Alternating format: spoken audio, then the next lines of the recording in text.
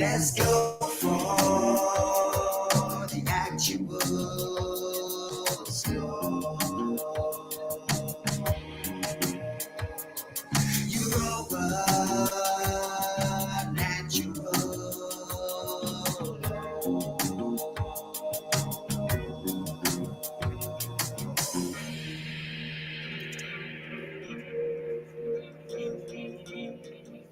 Greetings, humanity, and welcome to Europa Natural Law.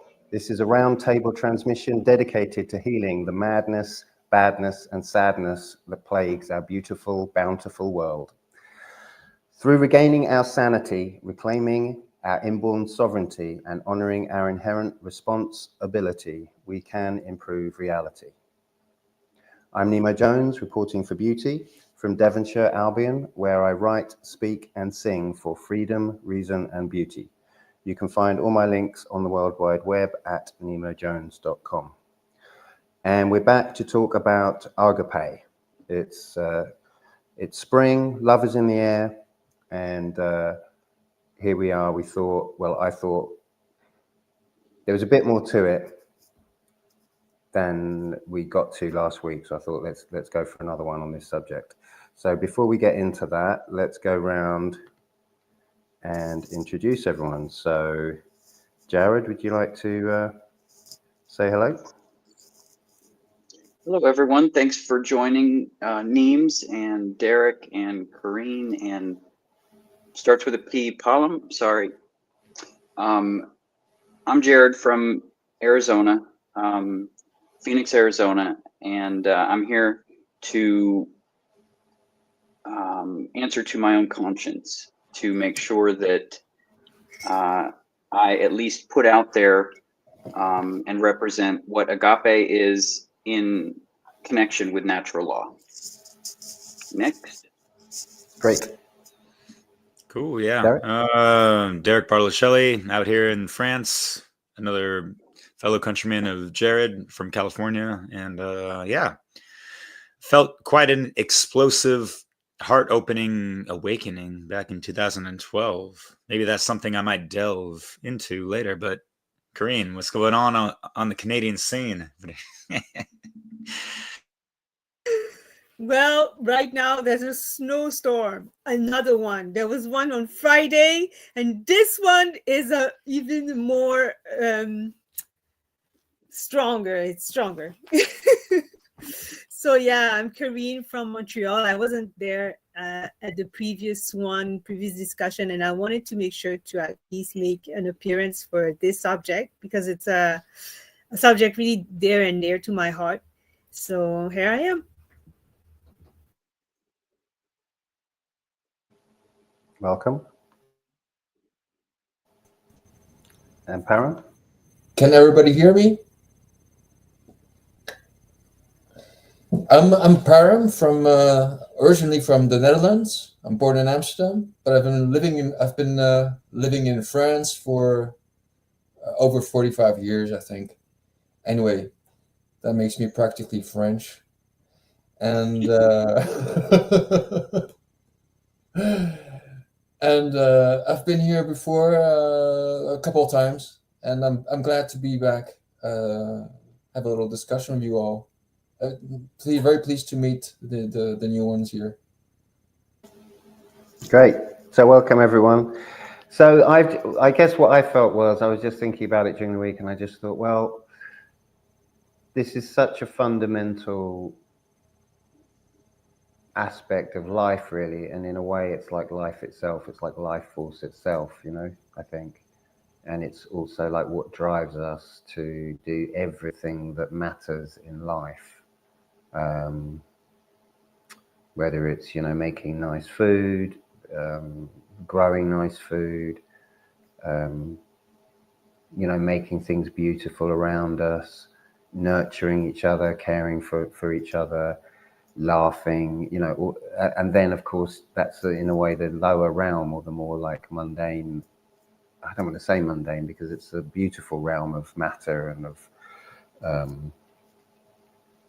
just social interaction. You know, it's how we make life wonderful. you know, and then leading on into music and all of the other sort of the arts and everything. But there's also the higher aspect, which is this responsibility we have to truth, and to sort of, for me, it's like this longing that, okay, it's great to make everything comfortable and to make things beautiful and all of that, but that somehow it has to be within a framework or a real profound and shared understanding that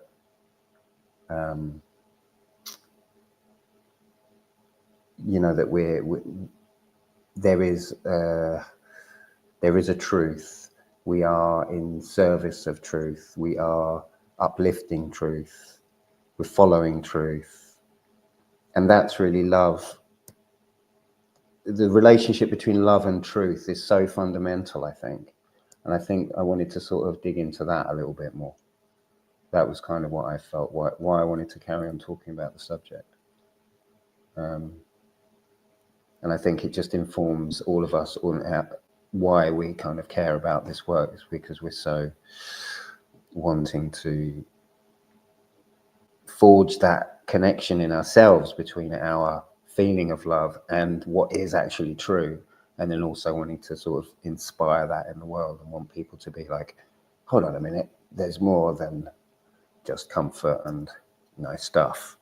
There's something way more to life than that, as great as that stuff is. You know, but I think if you get it right, then all of that stuff works in service of truth. So it's a kind of happy, you know, have your cake and eat it kind of scenario, potentially. Okay, so that's my little intro. So yeah, anyone wants to jump in, go for it. Yeah, I think Neems, you brilliantly. What I love about that little video that you did earlier, that you shared with the group, but that we was about, like, how you just alluded to how you can experience agape through things like gratitude and different moments in life, music, like what you said, so experiencing agape, and then how to share agape with others, how to move from that subjective experience, because I'm the subject, so experiencing it firsthand, and then getting others to understand that agape is an objective thing. It is something that is part of truth. It is part of reality itself. It is part of existence.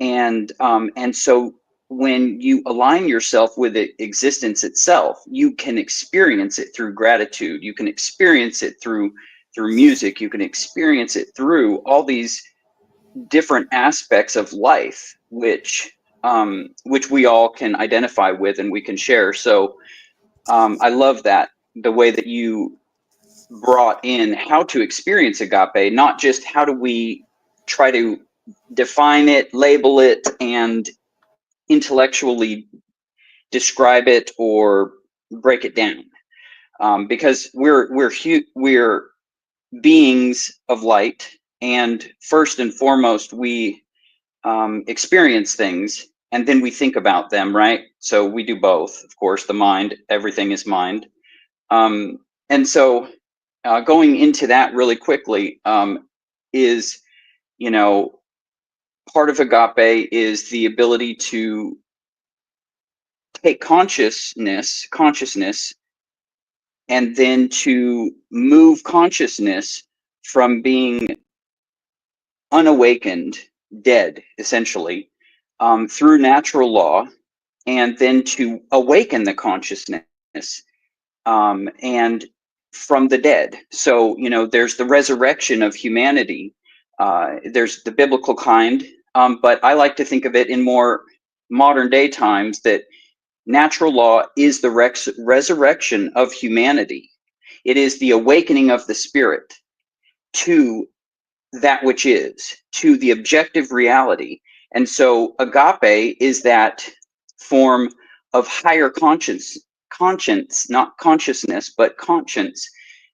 So agape is that higher form of conscience, and so let me just really quickly, Mark Passeo, of course, does a great job of defining conscience really quickly. And what I'm looking at on my screen here is conscience comes from the Latin prefix con, together, and then seer, however you say that, but to know or to understand. So conscience is to know together, which the common sense form of to know together, and conscience is to make the free will choice of right action. So true conscience is choosing, knowing first what right action is, and we can't know what right action is until we've understood what wrong action is, essentially. And so that goes into, so agape is the much bigger true conscience of understanding what right action is, and then moving through that with wisdom, and then bringing that to others. But it can be as simple as playing music. It can be as simple as gratitude. So with that, I'll hand it off to anyone who wants to take it from there. I just wanted to say welcome to KRIS. Good to see you. Do you just want to say hello, quick hello to people that don't know you, KRIS? Hello. Nice. Okay, so whoever wants to carry on, go for it.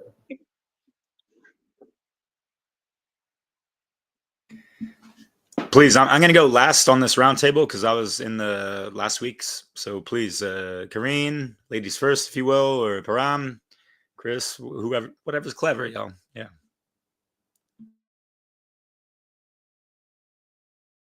That seems like you're pointing to nobody in the wrong direction there. I think Karine, just go for it if you're ready. I don't know what Param is doing. Yeah, I was just gonna say, yeah, I really like the idea of experiencing, like, first we get to experience it firsthand, and then able to radiate our experience, basically our knowing, and share it with others. And I have to say, yes, definitely, it can be really just experiencing music and just express. That's, at least that's one of the forms that are the most efficacious, I would say, to transmit. And somehow it makes me think of the quadrivium. I'm pretty sure you guys know about it, maybe all of you, but how it's because with the quadrivium, music is part of the pillars, and so there's this sense of how can I say this? You get to experience the universal music, to really be aware of the universal music, I feel. And then so songs, they are sort of, they are an expression of your own perception, basically, of the cosmic music, of the universal symphony of that we can all perceive somehow. So yeah, that's what I wanted to say about this. Next.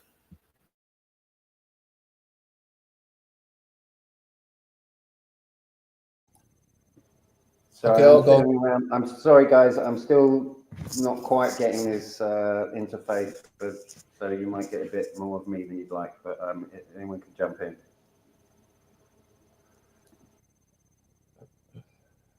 I'm ready. Can you hear me? Can everybody hear me? Cool. I was just related. I didn't have anything, special to say. I just wanted to go along with what and expand on what people were saying. But I just I like your intro very much, Neem, the beauty. So it's difficult to separate beauty from love and truth. But I was just remembering just earlier today, my girlfriend was, my companion was helping me translate different chapters of natural law. and it's intense. And just the same way Jared didn't want to do it, but you do it anyway. I think this labor of love is very close to. It has to be done. So I think it's love of, as close as I feel I could get to. Well, it feels like Agape.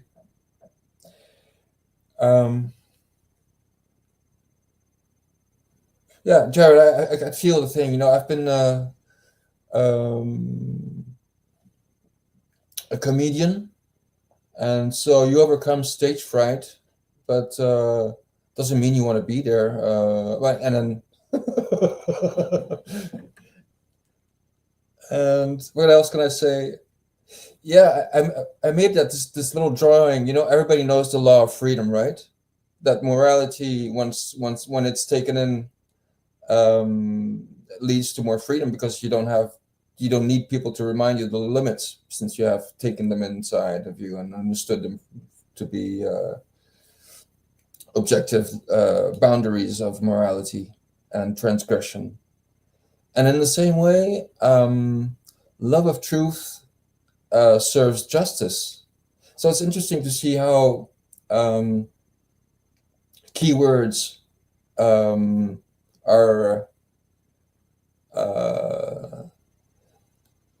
aren't entwined in a way, or that upon truth arises justice. And in the same way, in the way that we in court, for instance, we need to know what happened. Tell me the truth, all the truth, and nothing but the truth upon the Bible, blah blah blah.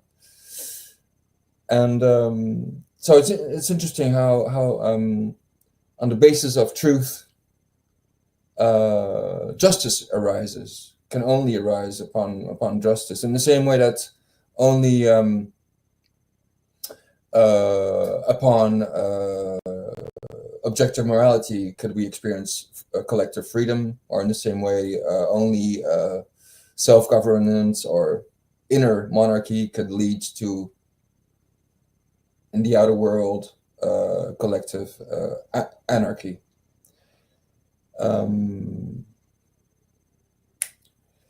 But beauty, again, I really feel that beauty, in any sense of form of art, I'm more sensitive to, or more involved. I'm very sensitive to music, but I'm more creative myself, speaking for myself, more invested into visual arts. And the idea that I can't remember whose quote it is, that beauty will save the world.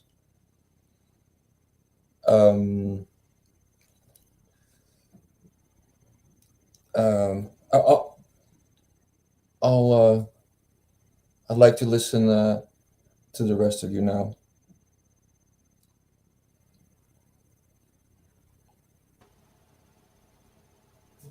Chris, do you want to jump in?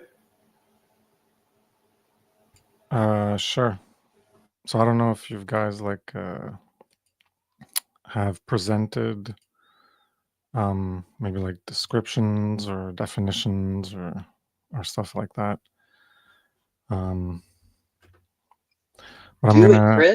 gonna do it. All right. Hold on. I'm just gonna share some stuff, and this is from the upcoming Freedom Under Natural Law 4 Inspire Care to Action conference that's happening next Saturday and Sunday. These are a bit of slides from there. It's a little sneak peek for that. So if you want to pop that on the screen, I can go through a bit of it. And I'll just begin before they show up. So we have care, and care is the generative principle. People who know Mark Passio's work calls it the eighth hermetic principle. And it's a creative force, because what you care about is what underlies what you're going to be motivated by in order to do something in the world. So you're going to have actions and behavior based on what you care about in the world. And it's a core of how the human world is created. That's why I have a heart at the center of the earth here. And So what we're going to do can be aligned with right or wrong. And so you got to care about what's right or wrong. And if you don't, well, then you're going to be doing wrong into the world. And that'll lead to creating a heaven or a hell. And if we ignore the evil going on and we don't care enough and we ignore it, then it continues. So care is the generator of the quality of the world. Because if we, depending on what we care about, that's the quality of the world that's going to come into existence based on the quality of our behavior, based on the quality of our care. So as the title of this podcast is, it's about agape. So agape, I associate it with a lighter true care side, as opposed to what's coming next, which is the dark or false care, and the lighter true care that's associated with the sacred feminine, the goddess symbolism. That's why there's the dove here. And so that's a positive care contrasted to a negative care. And we have to, that's where you develop the compassion of your emotional moral compass for other sentient beings suffering. And that, ultimately that leads to not initiating harm and birthing true conscience, to know the objective definitive difference between what is right and what is wrong behavior. And that's living in higher moral living, where you care to seek, accept, use, and teach truth for good. And that gives birth to the sacred masculine child of right action. Because only through the sacred feminine can you get to that sacred masculine. Those are the two pillars, as illustrated in many occult traditions like Freemasonry. We care for moral truth. We climb off that checkerboard floor, again, for symbolism from Freemasonry. That's where you begin a process of initiation. You're walking in the path of good or evil ignorantly. So you get off of that board where you're the squares are black and white. If people are not familiar with the symbolism, the black is evil, the good is the white. So you're walking on those squares. So you're walking in the path of evil, the path of good. You're doing them both ignorantly if you're not choosing to only step onto the white squares. So that's part of that is doing the inner work of facing the shadow to slay the dragons and demons within us for true conscience to be born. And that's what a lot of ancient artwork and mythology is about: slaying the serpent, slaying the dragon. It's about that symbolism of going within and facing that within you and slaying it so that you can be reborn and remade anew. In contrast, we have dark and false care. That's the unholy feminine, the dark goddess, which is symbolized by the owl. That's the predator. And that's the negative care instead of positive care. So instead of developing that compassion, we're burning away that true care, that agape part of our emotional moral compass for the other sentient beings suffering, and fostering and doing harm is what ultimately comes about when we follow this path. And that's lower immoral living. You care to seek, use, and invert truth instead of caring to seek, whatever I said before, caring to seek, use, and learn truth in order to bring more good into the world. Well, here you're just inverting truth in order to manipulate. So for you to come out on top. And that gives birth to the predator of immoral action, hence the owl, which is a predatory bird. And you're caring for the dominance and control. And that's what a lot of the manipulators, the dark occult, the social engineer, the cult of the dark sun, call them what you will, the powers that should not be, well, they have this mindset because they just want to be predators. They want to manipulate. They want dominance and control over others. They're spreading falsity, inverting truth to get others to live, to get others not to get off the checkerboard floor. They want people to stay on that checkerboard floor of ignorance and follow in the path of allowing evil or doing it themselves as well. Why not develop that dark care? But if, they don't teach that expressly, but it's like an implicit, something that you pick up through being conditioned by the condition of society, which then conditions you into going with that, the status quo, and just doing things as they're already done. And instead of fighting the demons and darkness and shadow within, well, you're hiding in the shadow to birth the demons instead of birthing the sacred masculine. True conscience, you're letting your demons out in order to do the evil in the world. And then we come to dead care, which is in between, and that's like no care, where you say, or it's most represented by the phrases "I don't care." When you tell something to someone, they say, "Ah, I don't care." Well, that's apathy, because you just don't care about whatever that subject or that subject matter that's being talked about. Someone just doesn't care. But apathy is also a lack of care to act. So you might care about something, but if you're not using that knowledge in a way that empowers you or can bring empowerment to others, then you're not acting on that knowledge to do anything about it. And either way, things don't change when you don't care enough to change them. When you don't know or care about how the world is and you let the dark carers drive it, right? Those with the owl symbolism, well, they're the ones driving it, then your true care is dead. It's uninitiated. And they drive the evil control system by their manipulations, but everyone who's in apathy, they're the gears, because they just go along with it. They're the gears in that system of control that make it continue to move forward. They're the energy that fuels and sustains it. And the egotism is what holds you back when you're in this mindset of apathy and dead care. And you can resurrect true care to do the great work to end evil.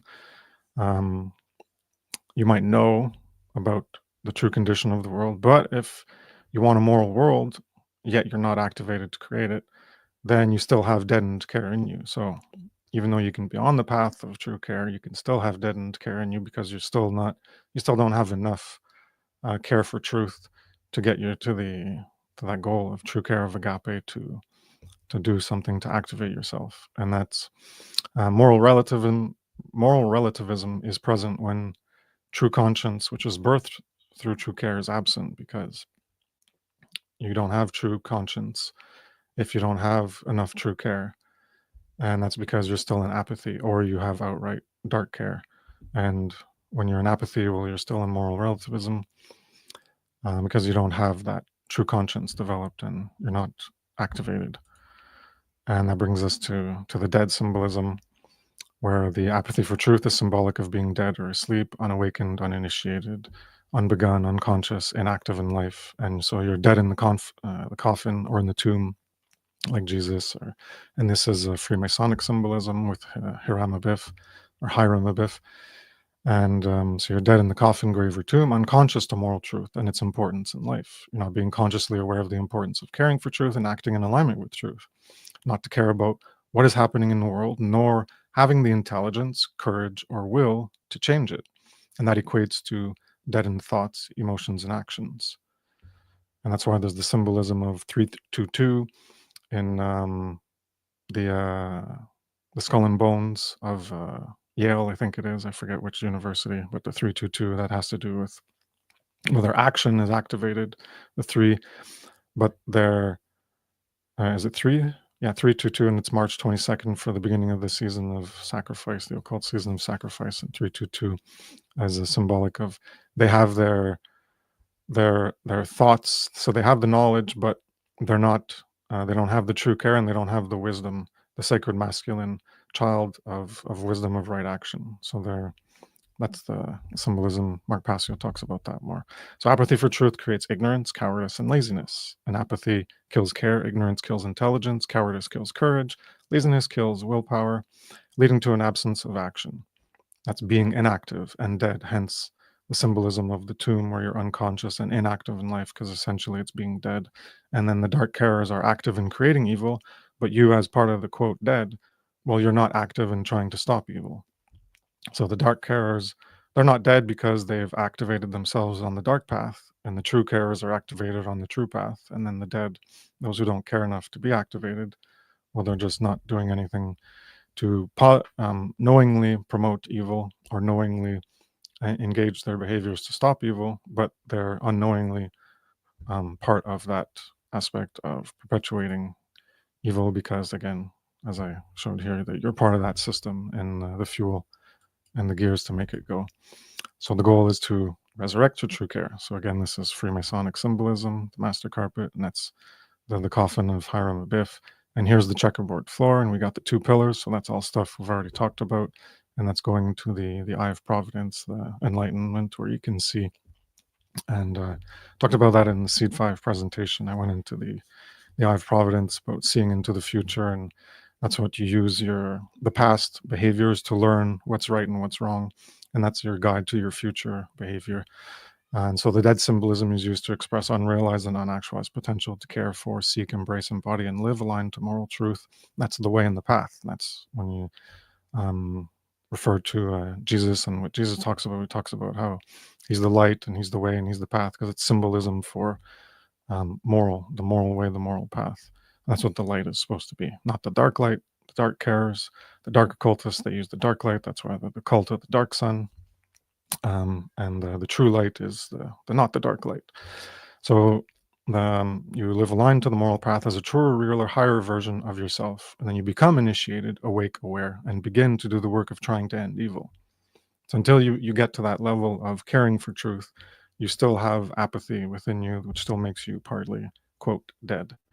So you got to reach that point of beginning to do the work of trying to end evil. And that's when we're truly resurrected, risen, rebirthed, reborn, and raised from a dead and lower state of consciousness. We rise to a higher, truer, and realer consciousness life and are now alive, born into a new life, as opposed to our former self, which was a lower, unrealer, falser version of ourselves, and that potential that we've now realized. So it's a new life, and we're more alive. And it's like being in a new world. And it's like an afterlife, because your former life, well, you're after that life, and you're in an afterlife, and it's where you're in a new life, alive and reborn. And that's given to us by the light and life. Hence, Jesus, the allegory of Jesus. That's the light and life of moral truth in our lives. And so this puts them all together. This is a graphic where apathy, that's the unbegun, the dead, and the uninitiated. And you have the dark cares, where they're creating the hell, and the light true cares, they're creating the heaven, and the apathy people, well, they're in the coffin in between the demon, the darkness, and all the evils, and the angelic realm. So the dark cares, the sorcerers, social engineers, Satanists, well, they negate true care. So they're not up here, they're down there, they're in the opposite, which puts them in a lower position than the apathy. So these guys like to call pretty much everyone, the dead, the unbegun, but they're in an even worse position because of, instead of not even having true care, they've chosen the opposite of true care. So they consciously work to build a hell and rule as masters, and they think they're better than the dead or unbegun. The dead have the dead have dead. Yeah, I almost missed the word. I put it in black to show that it was dead there. So the dead have dead true care. So they don't have the true care. It's that potential within them that they can actualize, but it's currently dead, hence in the coffin. So they go along with the dark agenda. And the light carers, call them magicians or wizards, well, they affirm true care, and they work to stop evil, slavery, immorality. So to end the dark reign of evil, more people need to rise from the darkness into the light of moral truth. And here's a different version of the previous graphic. So humanity, well, we need to rise. Rise, humanity, rise. Good and evil is created in the world. The dark carers are progressively shaping the world into their image of ruling a hell, and most people have inactive true care or dead care and go along with their agenda. They build a world that enslaves them and keeps their near infinite potential, which is ultimately, you're going to realize this the symbolism of building a heaven instead of a hell. So that potential within of true care is also the potential to live as a truer, realer, higher version of yourself. And so that near infinite potential is locked in a coffin, and it's dead. So they must rise out of that apathy, that complacency about the current condition of slavery and evil, awaken the sleeper within, that sleeping potential, and join the forces of light to build a moral world through moral education. And that's what the purpose of the great work is. Where'd my button go? Oh, there you go. It's my last slide. There you go. That's why I couldn't go for it. That's it for me.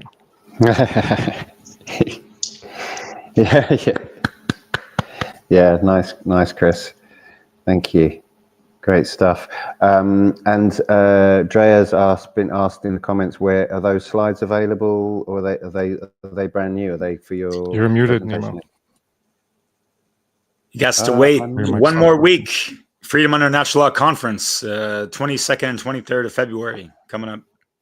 That's where you can find that. And also evolveconsciousness.org. Just check out Chris's website.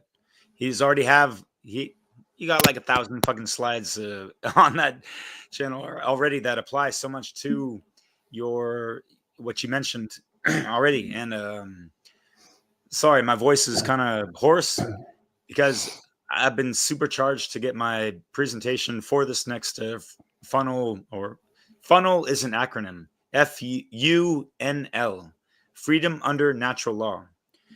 And KRIS and myself are presenting in there, and we had to get our presentations in a couple days ago.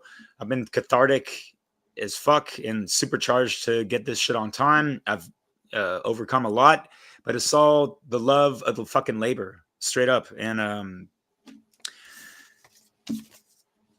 what was KRIS saying about? A lot. We covered a decent amount on a show we did with KRIS on Dissolving the Divide, actually. Come on, almost literally 2 years ago, brother. And yeah, it was fucking awesome. Talking about kind of like the true care versus dark care with the Karens, if you will. And Karen is actually a demonic fucking form of consciousness. People need to understand that and understand the programming. Hold on, I'm gonna read this comment. What is Funnel doing as far as outreach goes? Yeah, we're really trying to get the word out to a lot of people. There's folks such as myself that are within the organizer realm and just getting the fucking word out. Yeah, we can. And I suggested in the there's a Freedom Under Natural Law Telegram group chat if people want to join that. You know, I suggest like, hey, go into the media section. There's a bunch of flyers and, you know, thumbnails or whatever that people can download themselves, share it on their social medias, hopefully outside of these echo chambers. And also you can print them out and just post them up like old school style, put them on people's doorsteps or mailboxes, whatever. And yeah, that if people are activated and inclined to do so, yeah, that's just kind of like, as we would say in that street lingo, spreading the love or whatever, right? And and that could just be like brotherly love or whatever, but you know, taking it to that higher echelon of the agape, this really needs to be experienced and activated within the individual. And I kind of go over a little bit of this, although I think I mentioned the word agape once in my presentation. But as far as like an activated in awakening, that's really where the fuck it's at, with that heart core intelligence, right? That's why I got the green behind the screen, whatever, because that is, the green is that heart-based frequency, the Anahata chakra, right? That is just gonna, you know, ignites all that shit. The lower chakras, yeah, that's great, but it's got to build up here. It's not the serpentine kundalini bullshit. It's fucking right here. And wouldn't you know, that's like the first organ that grows within the human fetus.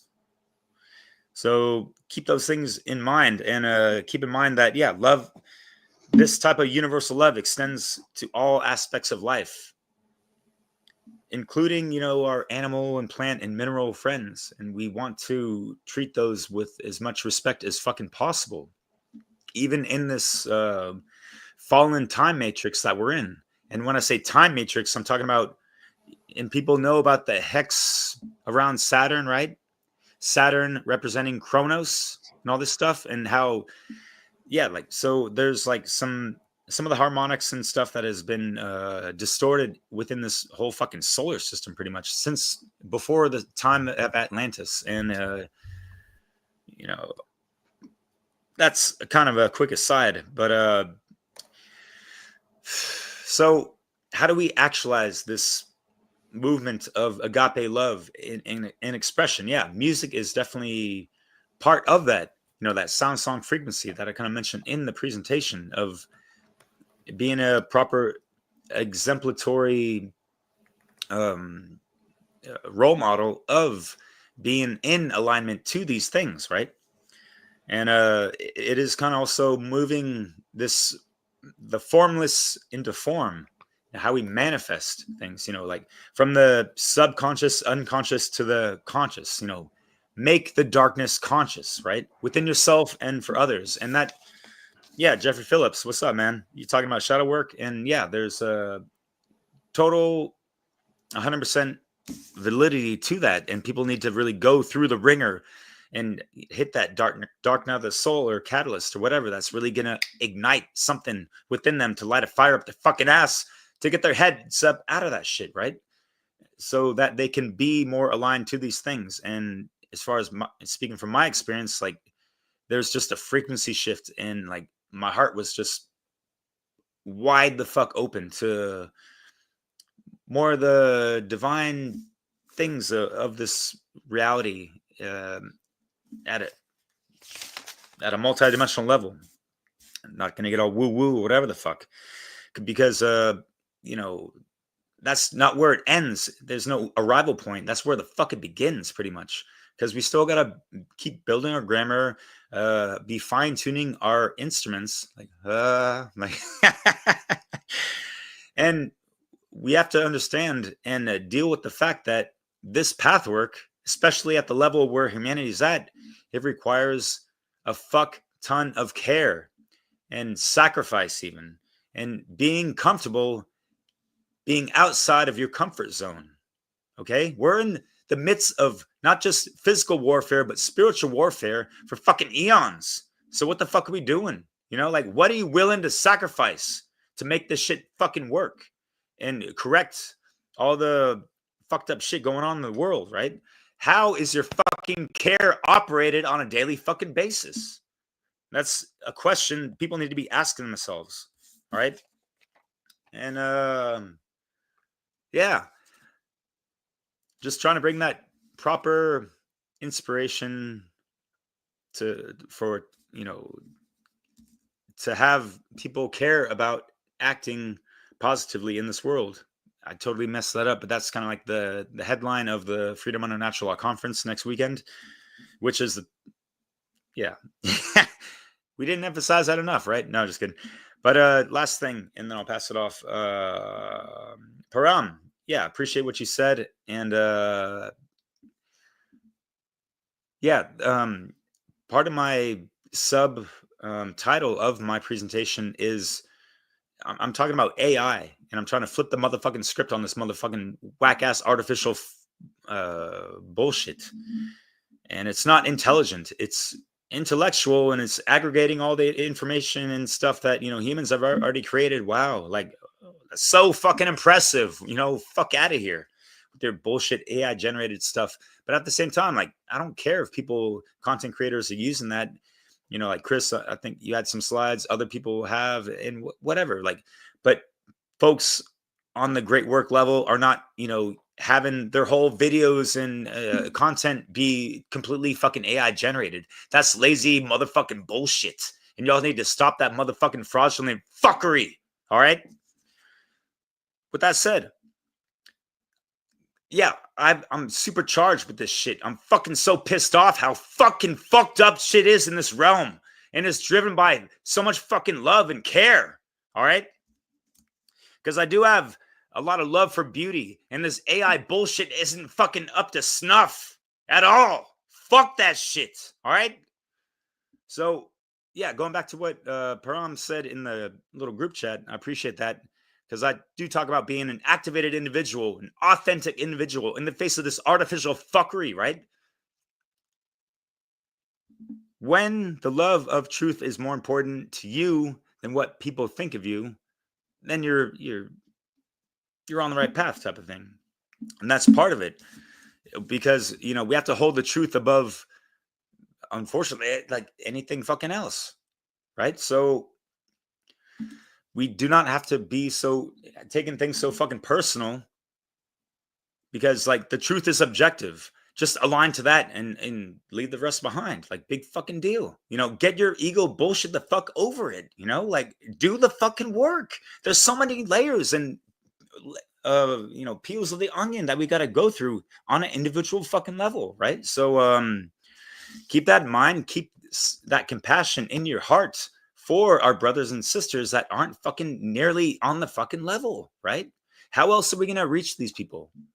You know, like, tell me, let's bring some solutions to the table. Cause, you know, sometimes, like, I don't have all the answers myself either. Right. So no one really does. No one knows every fucking thing and all this stuff.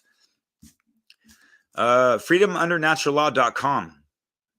Like, We say words in videos. People can just listen to a word and like duck go it. I wouldn't say Google, you know, because that's kind of frugal, but you know, like, yeah, keywords, like activate your attention span and things and act upon them with consciousness. And I'm not trying to like downplay people. Andrea, I'm kind of responding to you. Sorry if that sounds harsh, but yeah, like freedomundernaturalllaw.com. Check it out, please. And yeah, like evolveconsciousness.org. Yeah, Chris has got the goods on there too. Anyway, sorry. Nemo, back to you, brother. Well, can I be heard is the question. Can you guys hear me now? Yeah, buddy. Okay, cool. Yeah, I don't know what happened there. Right. So I'll just pick up on a couple of things.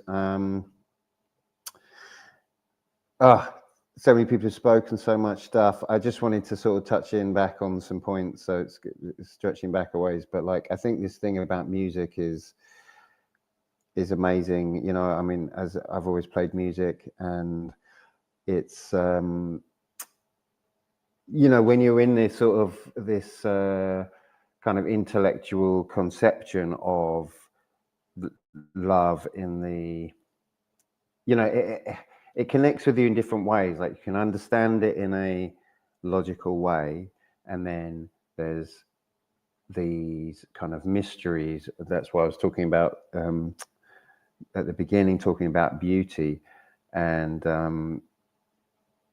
there's a great John Lamb Lash quote, which is, beauty is the ultimate weapon. And I loved that when I heard that. I just thought, oh, wow, that's like changing the script, you know? Really love that. And because for me, like, music is this thing, when you, after a while, if you play music, if you're playing an instrument, like you start, or I started to kind of philosophize about it and be like, what's actually happening? What's this about? And it's such a funny question to ask people, like, what is music? You know, what even is it? It's such a, you know, it's just pure Agape. I think it's like how we communicate through vibration, you know. And there's why the rules of music are what they are, and why it's all such a crazy mystery, and yet it so works, and everyone feels it, you know. And so there's something in the heart of like these things which are kind of drift off out of the intellectual and into like the ether and into the unknowable. And that's really, without that, you know, then you can't really feel love, you know, this universal love. I think you need to like take moments or not take moments, but embody moments of connection with people, that kind of thing, you know. Like you get a compliment, like really receive it, you know. You sit down to eat, really like be with the gift of the gratitude of what you're eating, you know, these simple things, you know. You see the sun, you know, this kind of attitude of gratitude, you know, is obviously a really cheesy thing to say, but this all kind of helps feed the battery of the energy to actually drive you. You know, it's like it's like I'm fighting to protect what's behind me, not because I hate what's in front of me. You know, that's such a great sort of way of conceiving like the battle that we're in. You know, it's like it's about what we love. That's why we're fighting. You know, it's not driven by hate. And yeah, there's a few bits there. I can pass it on. I don't know if we got the Telegram thing up in the chat, but I'm sure it will appear somewhere. But yeah, you can always just look at Am I doing the duck thing the right way? Sorry? Am I doing the duck thing the right way? Yes, you're doing the duck thing this the right way? way. Yeah, no. Okay, Jared, do you want to come in and do a duck thing? Quiet. Hey, Chris, so awesome to I'm a big fan. You've taught me a lot, so I just want to express my gratitude to you for boy, I'm into morality, like almost 6.5 hours in, and I've learned so much. And it's so funny because I didn't know you were coming on today, and the notes that I have written down, you just you just grand slammed it out of the ballpark. I mean, oh my gosh, I can't wait to check it out at FUNL, your presentation, because thank you so much for giving all of us here a preview of your, just brilliant work. And so that was really cool to see that. But you hit on so many points that I've worked in the media industry for that's been my whole life. I've been a professional camera operator, and I've done editing and a bunch of other stuff too. And I've worked with directly, the dark occult that are, when you're in the media industry, they don't hide it. They have tattoos of Baphomet and whatever else, and they openly, amongst them, talk about it in those terms of how they talk about it. And so I just want to touch on what you were talking about, the dead. And I've heard in the truth community, people who just don't quite understand, and that there's an agenda, like even popular comedians who will make fun of woke culture, realize what they're doing. That is part of the dark agenda, because to be awake means to be spiritually awake, to be undead, right? So this is part of that dark media agenda, to confuse the truth community, to infuse the truth community with confusion about what woke means. No, woke is not about transgender. Woke is not about, the leftist or the rightist or the blah, blah, whatever. Woke has been forever a metaphor for spiritual and consciousness awakening. So when other people in the truth community start making fun of woke culture, realize what give them the knowledge that woke, we're talking about awakening of the spirit, lighting of the light, the ignition of light within the soul. So that I've dealt with in the media industry with people who like to confuse things and use truth to, well, like what you said in one of your new slides, just contorting, misusing the truth to control people and to dominate people and to confuse what objective reality is. Because one of the things, so that was one of those things that I wanted to touch on with Agape and true conscience, is applying the difference between right and wrong. Knowing the difference between right and wrong is common sense in practice. Then exercise of conscience is knowing that objective difference between right and wrong, and then applying that into your life. And so when we were talking about Valentine's Day earlier on the last show a little bit, and people get caught up in what things, and Christmas and whatever else, whatever cultural label, Christmas, Valentine's, whatever it is, and they get wrapped up into where the origin may have started. And let's just be clear here. I don't care if Valentine's Day or Christmas was started by some dark occultist, because the practice of true conscience is actually doing what you intend to do. So there's a difference between a word and its etymological origin and its definition. Because when we're using words to create communication and clarity in communication. But when we're talking about a cultural cult, right, whatever, societal practice like Valentine's Day, what gives it meaning is what people do with it. Just the same way as behavior is objective reality, like Chris pointed out in his morality. Please check it out, part 4. Chris is like, well, what is objective about reality? Well, behavior is objective. It was done, whatever it was. I waved my hand, it was done. Now, subjective about that behavior is like voting, right? That was done. Objectively, it's evil to vote because what it supports, it's evil supporting evil. That means you're participating in evil. Plain and simple, that's objective. So subjective is, well, I voted for the lesser of the two evils. Well, so what? You're still participating in evil. So subjectively, if you think Trump or whoever else is the lesser of two evils, you're still participating in evil, and you're still evil for participating in evil, for goodness sakes. But true care is not creating an enemy out of the people that we love. So my friend who is a big Trump supporter, I'm not going to tell him that he's evil, and I'm not going to tell him, whatever. I'm going to try to create common ground. Like in Valentine's Day, we want to create common ground with people because we, which you guys have done. Agape is an opportunity to learn about what Valentine's Day can be a part of. Not just the romantic kind of love, because let's face it, lots of people on Valentine's Day don't have that.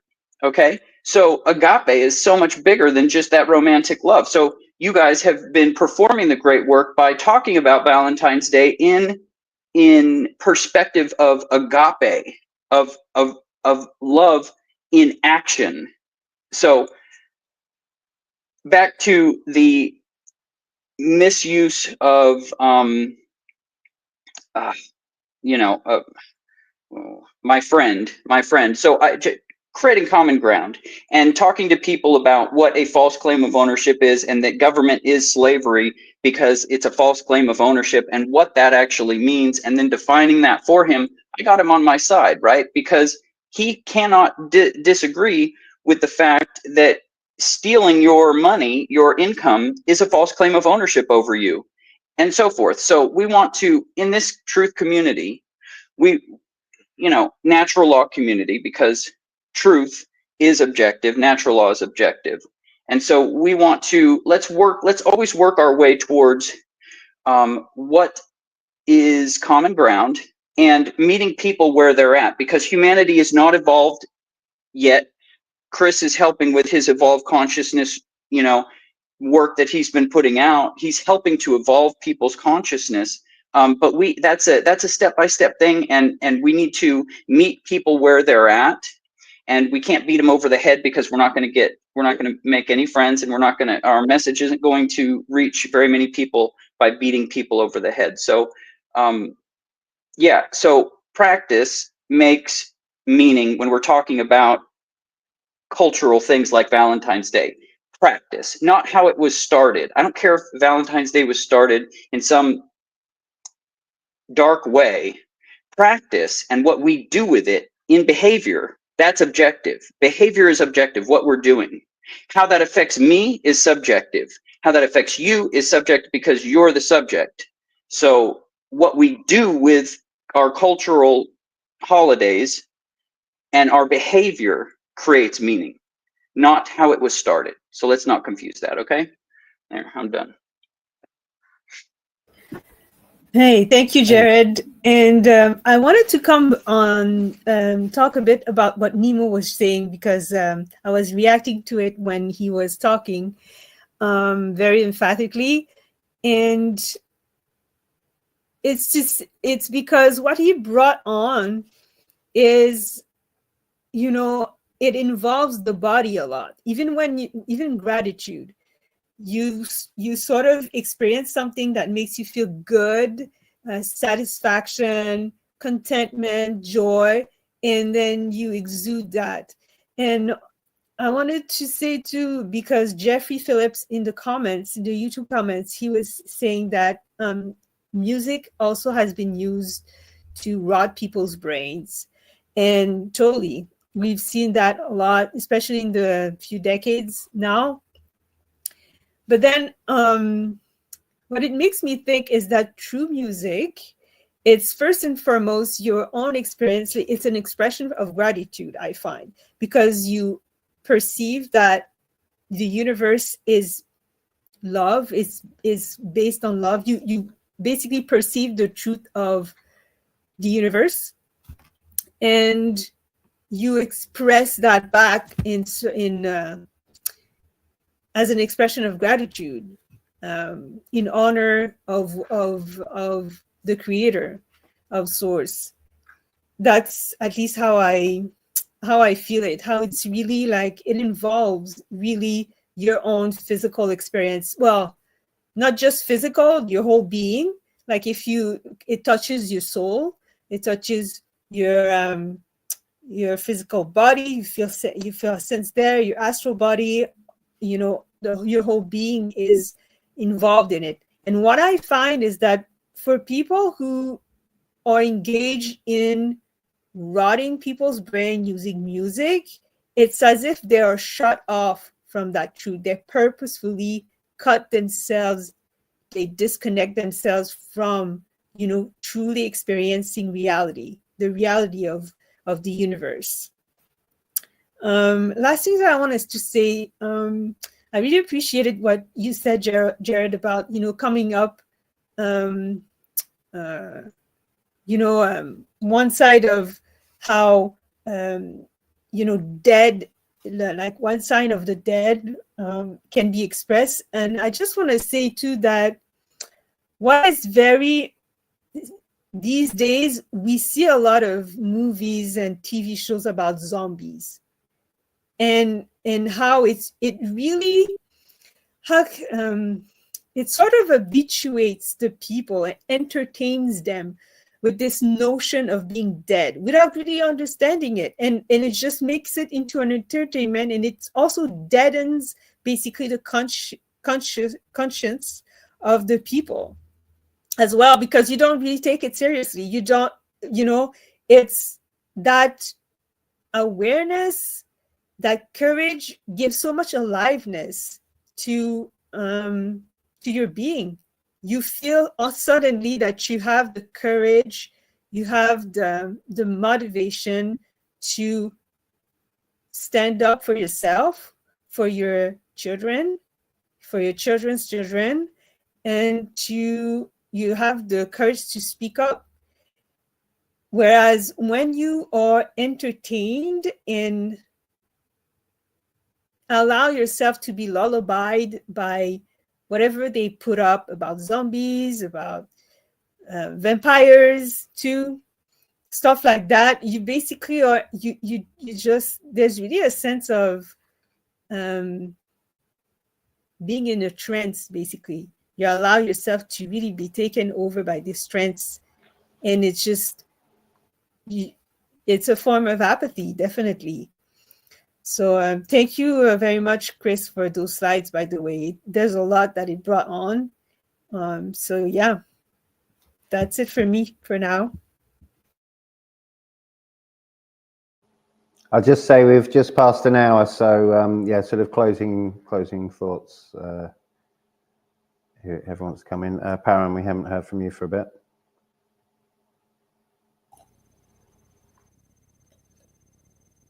Sound check. All good?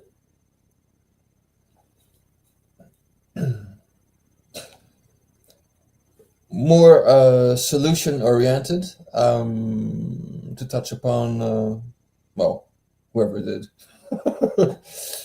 I noticed, or I haven't really experienced it yet. I read it about it in books, but I'll try to remind myself to instead of confronting people and telling them in their face that, yeah, you are wrong, you're bad, you're immoral, you're careless, apathic. Again,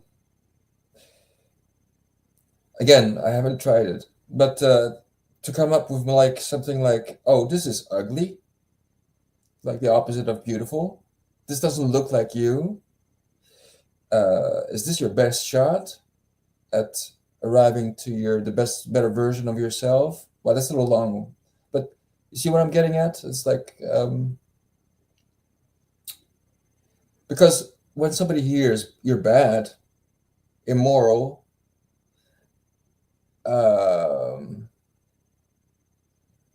they shut off immediately, or I'm not even sure that morality, or even in a post truth world, how effective is it? But to sell, maybe this is more like how you would relate to a child almost, but we're probably dealing with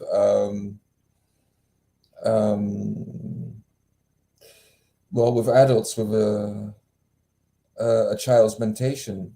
Oh, this is ugly, man. This is ugly. Yeah, this. I mean, aren't you sensitive to beauty? This is not you. Anyway, it's just a thought out there. Oh, one last one. You know, the last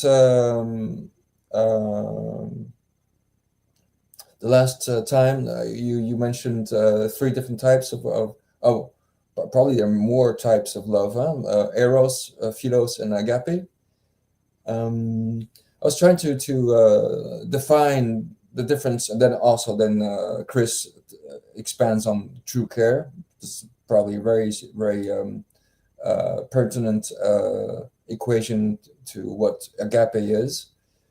And I was just thinking about Eros. Yeah, this is eventually what we share within a couple, huh? Or probably a man and a woman. We could be kind of more progressive about it, but I'll keep it there. And 2 of them, maybe more. Again, could be somewhat progressive. But anyway, it's very intimate. The Eros.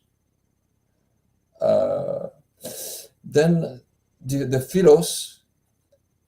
I think some of you mentioned like more like brotherly love, sisterly love.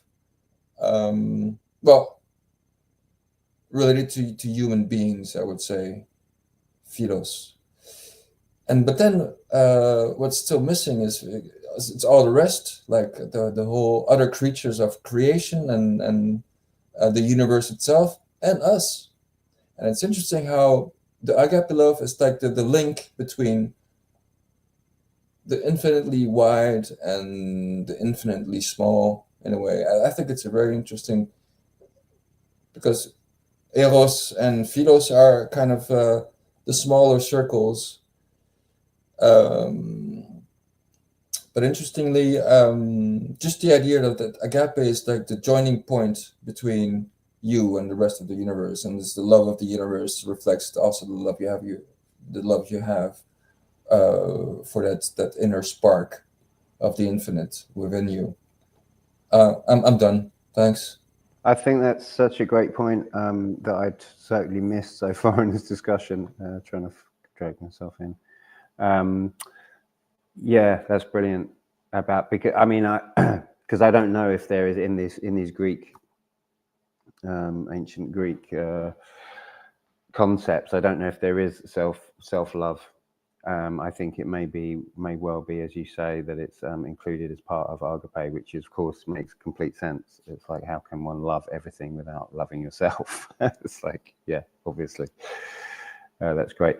And I've just kind of got round to this, but Lynn in the Telegram group posted some really great questions, which I'll just throw out there for now. So one is, to what level of security and comfort do we fasten our own oxygen before helping out another? Is Agape always available? Is there such thing as Agape bypassing? Yeah, I'll just leave it at those for now. But yeah, there's just a few little questions that I thought were interesting. So thanks, Lynn. And I'll just plug the Telegram channel. The link's in the description. You can join. There's always discussion there about all these subjects that we talk about. So yeah, who wants to jump in? Jared, go for it.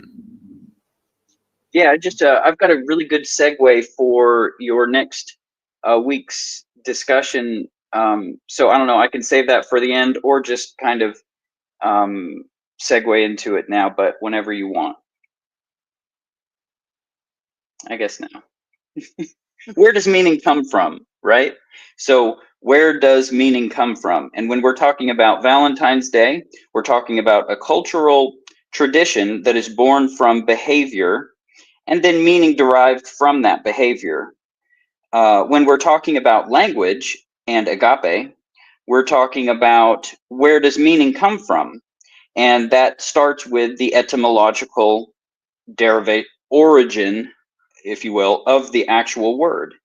So, and then meaning can be further derived from parse and syntaxing when you're talking about language. But if you're just talking about the word itself, the one singular word, then we need to understand what that word came from, the etymological origins. And so within the, and so I want to just highlight the difference between the origin of a holiday, Christmas, being maybe dark, but the actual practice of Christmas and people bringing that into their heart and actually practicing, getting together with people, having food with people, sharing good times with people, not just the commercial side of it. The same for Valentine's Day. How origin matters not. It matters how our behavior, when we're talking about practice and bringing it into the plane of effects, it's about practice and what we do with our behavior. I don't care what the origin is when it comes to that. When it comes to language, it matters what the origin is because we're talking about meaning and we're talking about, we want to be on the same page, like agape means to you what it means to me so that we can have meaning because it's objective. And then it has subjective value also because I can experience gratitude differently than you experience gratitude because we're both different and we see subjective things because we're the subject. So I can experience gratitude for my coffee this morning. You experience gratitude for your tea, whatever. So in that realm of where is meaning derived from, when you know, we have anarchy and archons, and so that I think leads into our discussion coming up whenever that happens to be, and the confusion culturally about what anarchy is versus the true meaning, because it's a word and we want to be on the same page, so we need to all be on the same page etymologically so we don't have confusion about our words that we're using. All right, that's all I got. Yeah, Nemo, can you run back some of those questions from they were reading a second ago, please? I had something hot on my mind. I wanted to answer that. You got Sorry, those what? still? Thank you. Anything in particular? There was a few that came along. The last two. Last two questions. I'm not seeing direct questions. Okay, I thought it was in the Telegram chat or something you were looking at. I got to close my program, so I got, you know, like really minimal internet. But regardless, you know, in conclusion, I guess, you know, because time and all that stuff. Karine, you mentioned zombies. Yeah. With the One Great Work Warriors, we did a really great chat about that. And just, there's all types of television programming. Pick your fucking flavor, right? Oh, sorry, I cussed. You know, like big fucking deal. You know, the F word is just think of it as an exclamation point. You know, like wow. All right.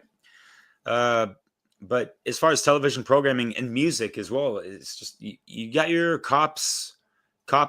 police, a bunch of television series. It's a lot more prevalent in America. I know you got hospital, healthcare programming. You have, yeah, way too many zombie movies and series out there. And like along the line of like per year, what's the like what's the quota with, you know, horror movies and rom-coms, you know, romantic comedies and just like superhero action flicks and whatever the hell and all this stuff, you know, like what's up with the programming and why are people so programmed into or conditioned into, you know, staring into the abyss of this programming stuff, you know, right? And like kind of reenacting this zombie-like behavior, watching zombies, it's so ironic, right? Yeah, I know. And yeah, it's kind of apathetic and kind of pathetic,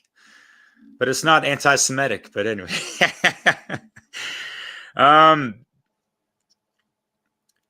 And where's the beauty in that, right? Humans will become living zombies when the food supply is cut off. Yeah. Or even before, depending on the types of needlecraft they might be crafting in future times, whatever they're trying to infuse the populace with mainstream lamestream food and pharmakia fuckery, you know. Pharmakia, look that up. Interesting occult etymology behind that. So in the midst of all this crap and negative stuff and dark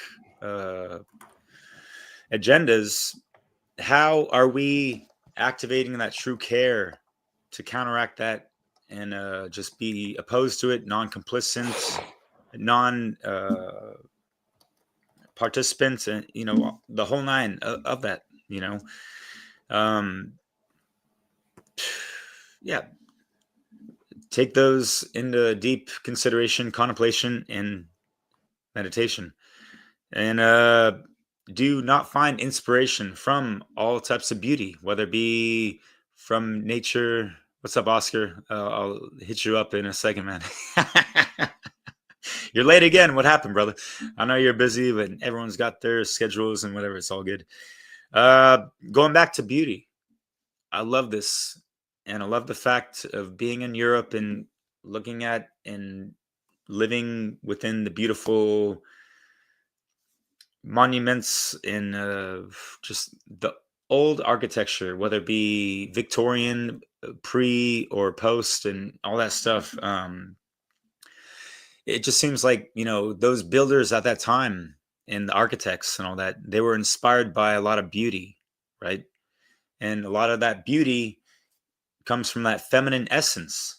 And like the men were upholding that feminine essence with a lot of respects. And where are we at right now? No, it's all about the money. We got to cut corners. We just got to make these bland buildings because it's cost effective. And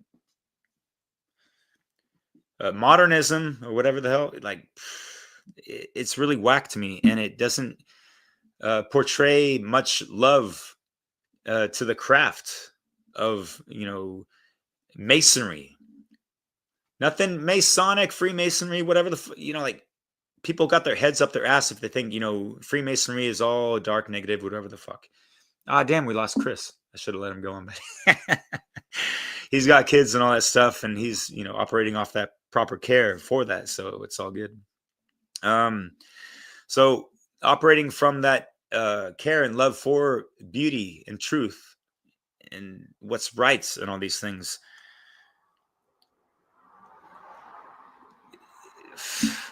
Let me rephrase that, because yeah, like going back to the music and how things are, like, music is great and all these things, and like art, all these sciences of life, right?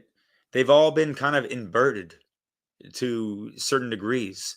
We have to flip the script on that and reclaim these things, you know? So that's kind of what I'm gonna end it on that. And yeah, it does take a shizer load of, oh really, thanks Jeffrey. It takes a shizer load of alchemy, you know, burning away all the falsities and falsehoods and the facades, the masks of all this crap, you know what I mean? All right, let's get up Oscar on there, you know, like Jeffrey can't wait. So yeah, just kidding. I'm not patronizing anyone, but yeah.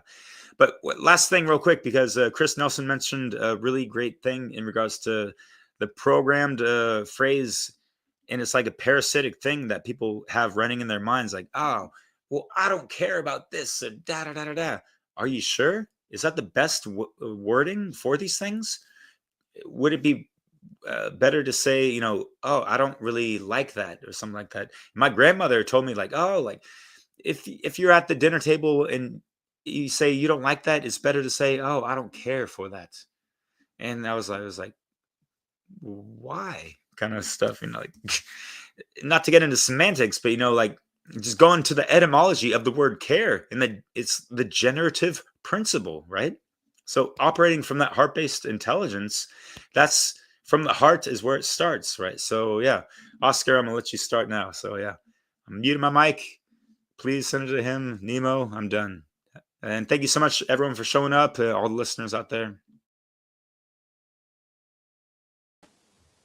Hey, am I coming through? Can I get, yeah, all right. Yeah, I just don't really have a perspective to share in regards to the topic. I just thought it's cool that you did a round 2 on Agape. And yeah, actually I wanted also maybe to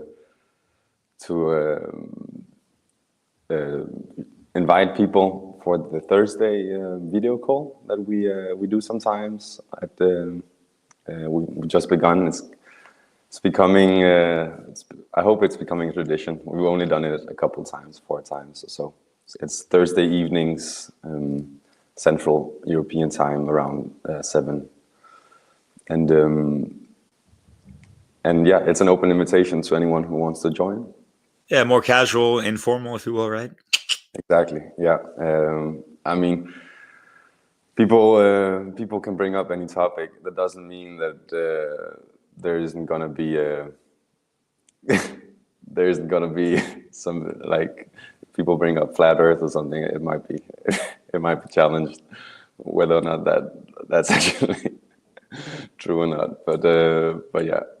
In regards to the topic of Agape, there was one thing which is maybe a bit like a random thing to share, but I think it's a funny thing, which is that Rome, the city Rome, the way it would be spelled was Roma, so R-O-M-A, and Roma, if you spell that backwards, you get amor, and amor is love. So I thought that's kind of fun that Rome invert, like, it's you, like, I mean, this, it's not saying it's a meaningful connection. I just think it's a funny connection that it's the inversion of love. And that's not to say that there's like, oh my God, you know, it's insane, mind-blowing, but I just thought that's kind of funny, Rome having connections, you know, with the church and so. And yeah, that what you just brought up there shortly was just a graphic to invite people to the Thursday video call. And yeah, I didn't really have, as you can hear, like the big insights here in regards to Agape. I like what I heard Jared say earlier about having a shared understanding of definitions of the meanings of words. I thought that's something that I strive for as well. And also maybe it's good that I don't say too much, because I don't know how qualified I am really to speak about what Agape is. But yeah, thanks everyone for sharing your perspectives and letting me come on to just share my funny little word association thing with Cool. Roma. Cool. Right, has anyone else got any closing thoughts? Yes. I think it looks like we've lost KRIS. So yeah, so Paran, Yeah. Kareem, maybe? Yeah. Yes, I have some closing thoughts. It's on the thoughts, solution-oriented thoughts, basically. Because I was listening to Param and he made me think of that quite a bit. So I would say one of maybe the simplest solution-based actions. So, well, simplest solution, I would say, an application of care would be presence, to simply be present. because that, especially in today's world, it is a challenge to be present. So you can be present with your pain. Let's say you're watching TV and you see an ad for charity, and right there you see kids suffering. They talk about kids suffering in some country, or it can be even the country where you're living in. And I know that it can be challenging, actually, because you're sitting there watching TV, and you feel you might lean into feeling impotent, into feeling that I don't care because I don't feel that I have the power to change that situation. But you can be present with whatever you're feeling. It can be sadness, it can be anger, rage, especially when we see the wildfires, for example, how many wildfires we're getting, and natural disasters these days. You can be present with what you're feeling, and that can launch you into actually receive more energy. And that can transform into ideas, into insights, into, see what you can you share with someone else, and see what two people, you and someone else, can come up as an idea to see how you can change. So I wanted to share that, especially because it's more than just a word and a mystical idea. It has a really concrete reality. There's a really concrete reality to it.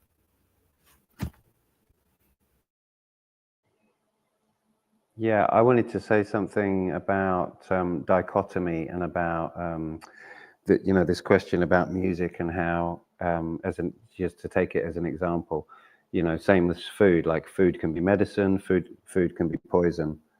So I'll try and get myself on the screen if I can do that. Oh no, that's Pam. Where am I? There. Sorry. Here we go, I think. Oh, come on. Right, yes, sorry about that. Yes, so it's the dichotomy thing.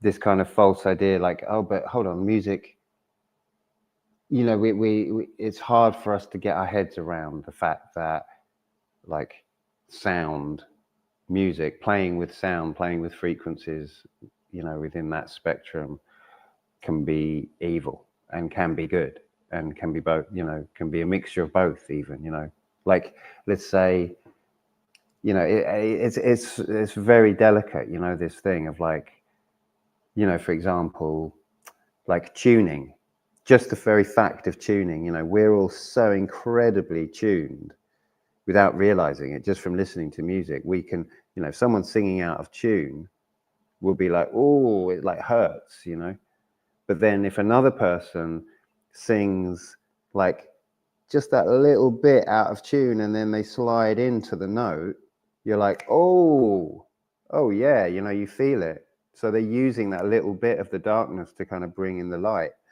So it's quite a subtle dance, I think, and it's rather than something being negative and positive. And obviously, because everyone loves music, there's no doubt, that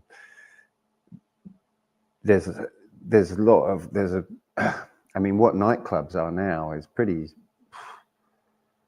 it's not, it's not great. I don't know. I don't find it but very positive generally, that experience. I find that it's very loud, it's very repetitive, it's extremely repetitive, and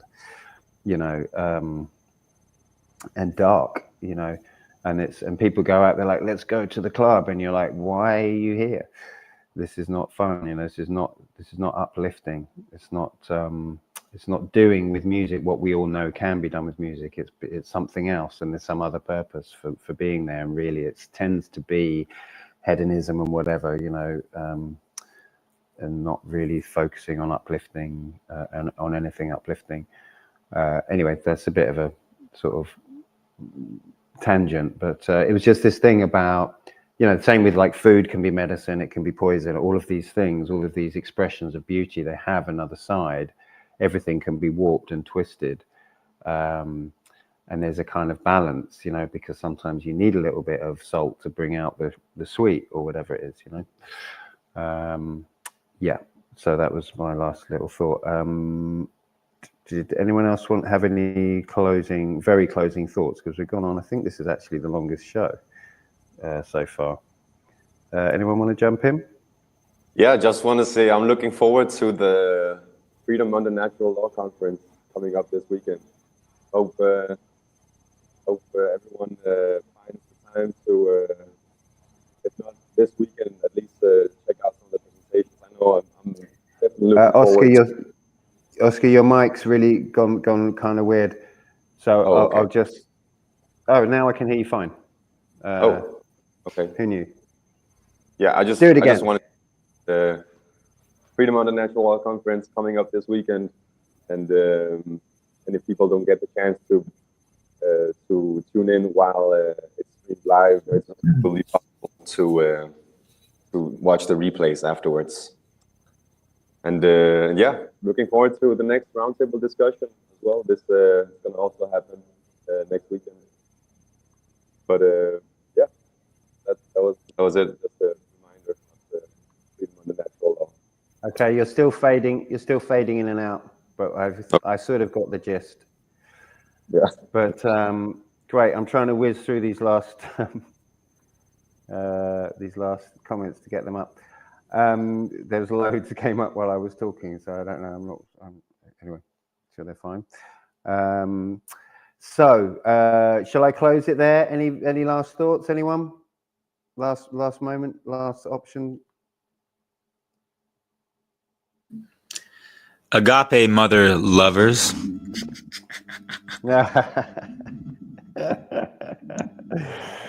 Agape, yes, indeed. Right. Okay, so I think that's it. Remember to like, comment, subscribe, and share, and promote the next week before it comes up. You comes up on your thing, and you go, oh, I know someone else is going to watch this, and I believe we're going to move on to anarchism next week. Which I'm always not sure personally about the ism. I think, do we really need the ism? I think we just need to be anarchs, people without rulers. That's what I reckon. But we can talk about that next week. Unless things change radically, I haven't got the thumbnail together to plug it, but I will do that. Also, obviously, next weekend is FUNL, Freedom Under Natural Law Conference. Please do look that up. The link will be in the description. And thanks, everyone, for a great show. Thanks for all the comments. I haven't got time to put them all up right now before finishing the show, so I hope I didn't miss anything too insightful and wonderful. But thank you all for being here. And let me just go back to... There you go. Thanks, everyone. Cheers. And let's see you next week on Europa Natural Law. Remember to mute yourself right now, if you would. Cheers, everyone. Oh.